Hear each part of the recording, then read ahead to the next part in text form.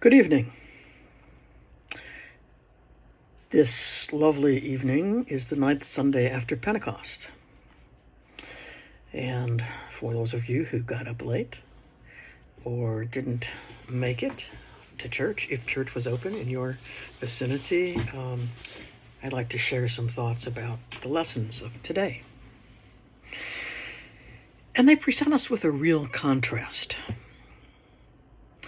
Now, there were actually two choices for the first lesson, for the lesson from the Hebrew Scriptures. And the first lesson, alternative choice, perfectly went with the second.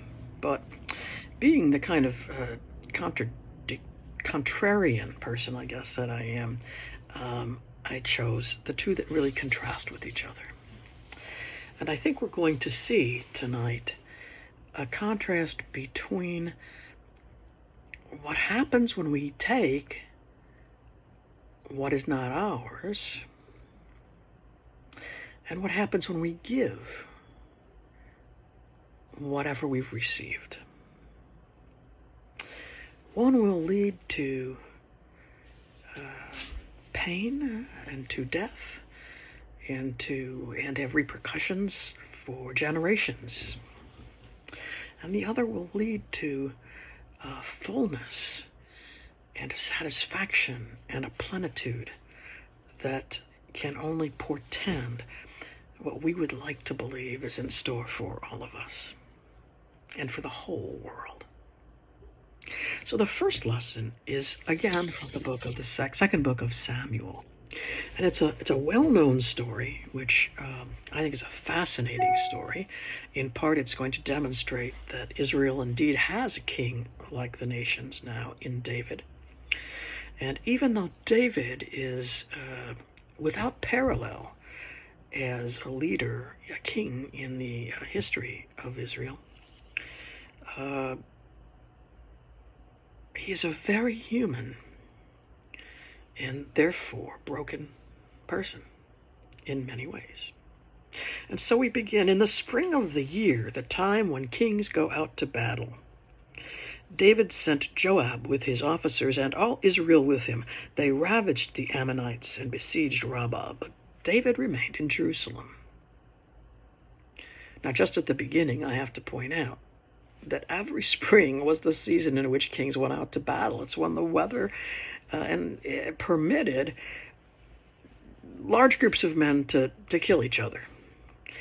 And you'll still see in, for example, Afghanistan today, they will refer to the killing season or the season of battle, the season when people go out to war. But anyway, I'm getting aside from the story. So it happened late one afternoon when David rose from his couch and was walking about on the roof of the king's house that he saw from the roof a woman bathing. The woman was very beautiful. David sent someone to inquire about the woman. It was reported, "This is Bathsheba, daughter of Eliam, the wife of Uriah the Hittite." So David sent messengers to get her, and she came to him, and he lay with her. Now, she had been purifying herself after her period. Then she returned to her house. The woman conceived, and she sent and told David, "I am pregnant." Well, isn't this a predicament that many have found themselves in before and after the time of David? It is always somehow seems to be a surprise, especially to the man. I don't know why. And in this case, David is in a real difficult situation. So he tries to figure out, having taken the woman, the wife, effectively the property of Uriah, one of his most stalwart military commanders and warriors, what is he going to do to rectify the situation? Now, there'd be several approaches. One, of course, would be to say, I have sinned. I've taken something that was not mine. I've taken someone that is not mine, and I've done it under the most heinous circumstances when the husband is out fighting my battle. But that's not what David chooses.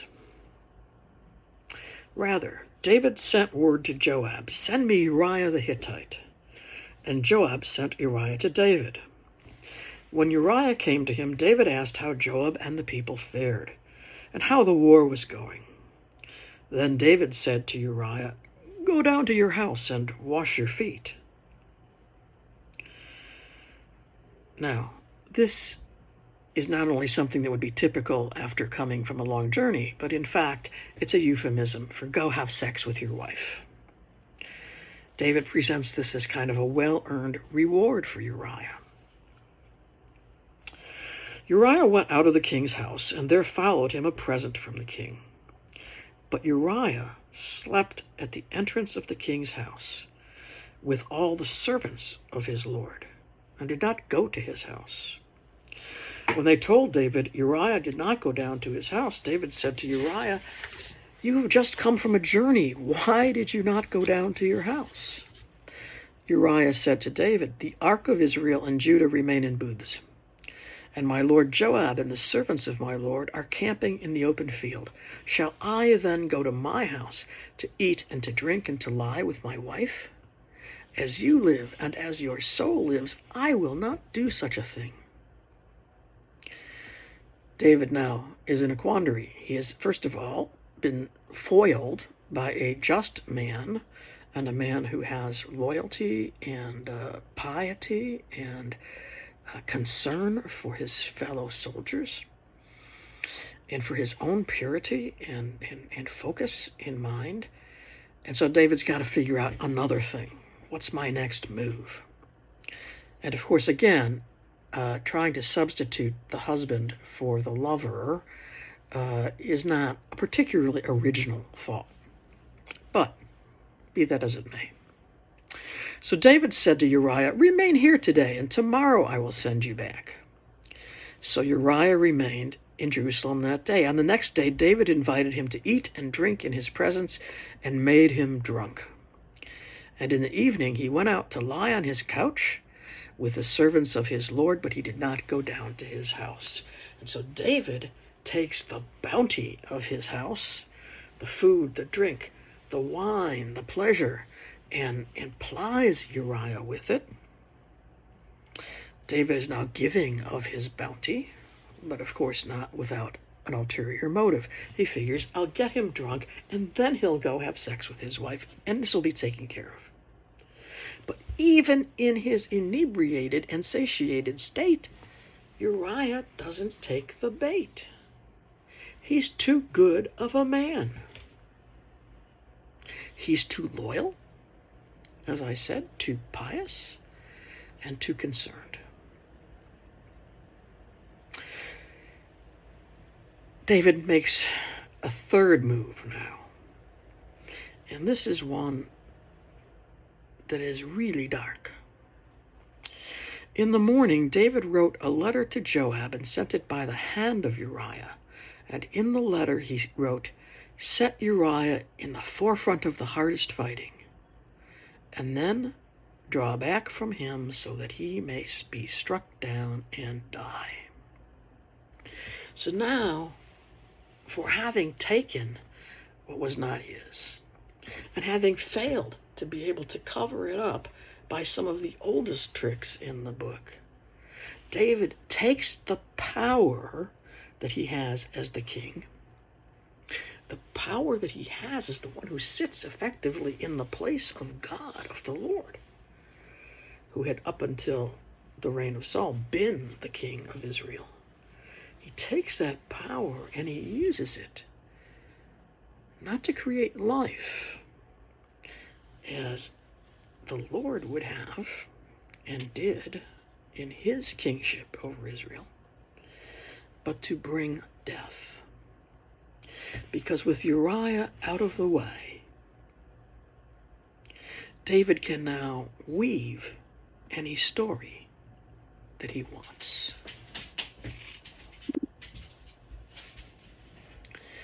So again, we are in a position where this limited good the beauty of Bathsheba, her fertility, her ability to bear a child, is taken and in concert with the bounty that David should see in his servant Uriah, who has taken every possible gift and given it to the service of his Lord David.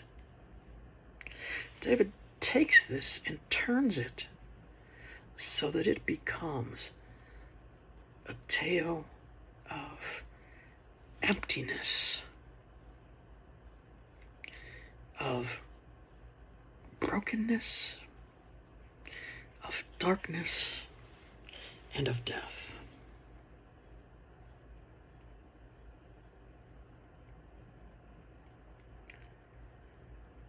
What a story. And what a story to be told about the true hero, the anointed of the Lord. Now, we come to the gospel lesson today, and it is a story that also is well known. It is a story about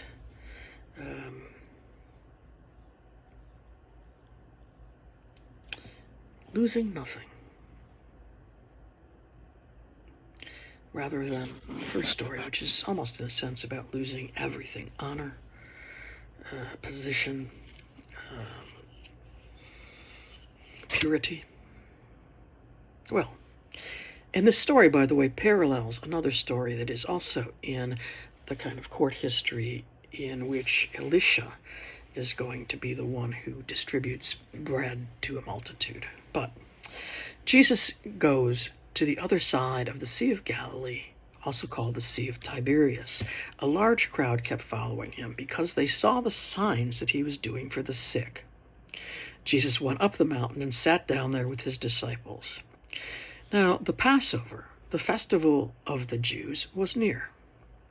When he looked up and saw a large crowd coming toward him, Jesus said to Philip, "Where are we to buy bread for these people to eat?" He said this to test him, for he himself knew what he was going to do.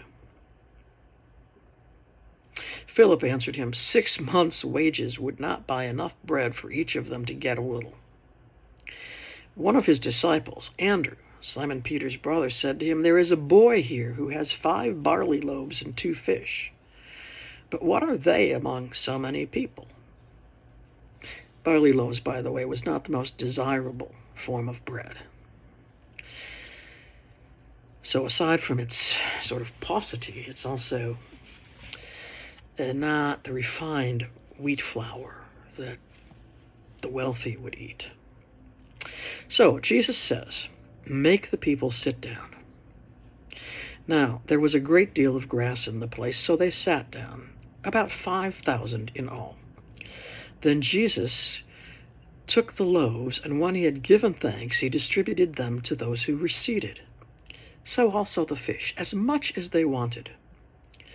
When they were satisfied, he told his disciples, "Gather up the fragments left over, so that nothing may be lost."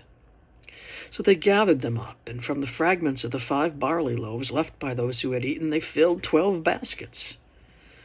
When the people saw the sign he had done, they began to say, "This is indeed the prophet who has come into the world."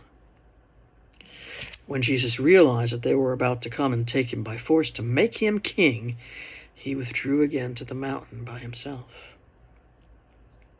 When evening came, the disciples went down to the sea, got into a boat, and started across the sea to Capharnaum.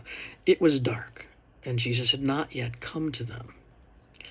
The sea became rough because a strong wind was blowing. When they had rowed about 3 or 4 miles, they saw Jesus walking on the sea and coming near the boat, and they were terrified. But he said to them, "It is I. Do not be afraid." Then they wanted to take him into the boat. And immediately the boat reached land, the land toward which they were going. The gospel of the Lord. So here we have a very different story, one that contrasts in so many ways with the first story, if you look at it through that lens.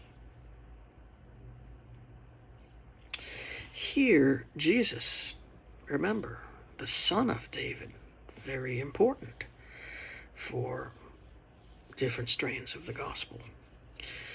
The son of David doesn't take, but gives. Now, it would have been easy for Jesus to do one of two things. Either, and this is most likely, to throw up his hands and say, I don't know what to do, or to disappear. Leave his disciples holding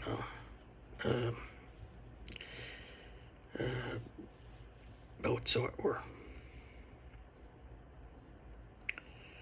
He could have done that and let them take the flak. He could have also told people to feed themselves. After all, he didn't tell them to come and follow him. They came seeking some kind of miracles. They came to press upon him. But instead, Jesus finds that a little, when shared and distributed, becomes a lot. It becomes a bounty. It becomes enough and more than enough, to such that there are 12 baskets, almost enough for the 12 tribes of Israel, left over.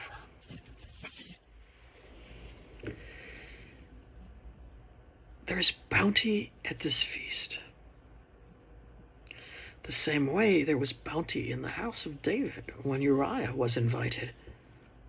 No doubt when Bathsheba was invited as well, but that's another story. But the purpose of David's feeding Uriah was a dark and evil one, and one that was self-serving. He didn't really care about Uriah being rested or filled, or to have kind of R&R, as they used to call it in the days of Vietnam. He cared only about making him unconscious enough to do the wrong thing. Jesus' concern, on the other hand, is that people are hungry. And if people are hungry, they should be fed. And what is his? What is the boys? What is the disciples, depending on the story that you read? But what has been brought to him is immediately given back. The disciples, I don't think, really grasp what's going on. In fact, I think that's the point, in a sense, of them being in the boat on the sea in the darkness when, quote, Jesus has not yet come to them, unquote, meaning the understanding of him. And the people don't entirely get it either. They want to make Jesus the king. And why shouldn't they? Because what the king should do is what Jesus has done. It is to care for the people and for their needs, to feed the hungry, to find a way to shield those in danger, to bring the sick to a place of wholeness. All of these things, these self-giving rather than self-serving things, are what we should have seen in the story of David. And yet we don't. And as we will find out in the next portion of Samuel, David's failure,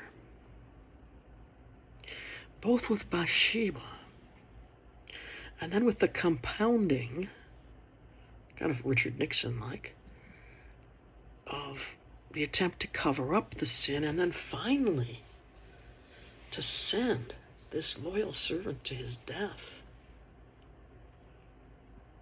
in a way that might look to others who are not in the know to be something that happens in battle. That's the opposite of what the king should do. In this world, you and I have the choice of being net takers or givers who don't care about the net.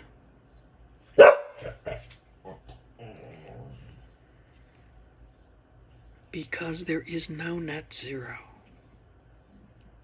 in what we have to give and to share, because it has all been provided. It may look to us like 5 barley loaves and 2 scrawny fish.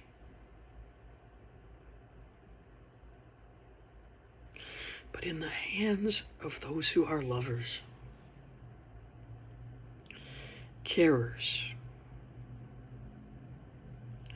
part of the large family of the sons and daughters of God, it is a feast without end.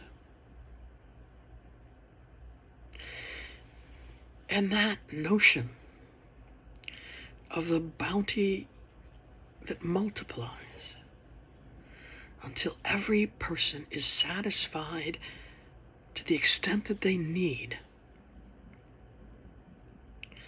is part of our vision of what is to come. What is to come in the reign of God, when once again it is the Lord who is King, who is ruler, and who cares for and gathers like the fragments of which none are lost, gathers all to God's own self, and none of us are lost. Let it be so.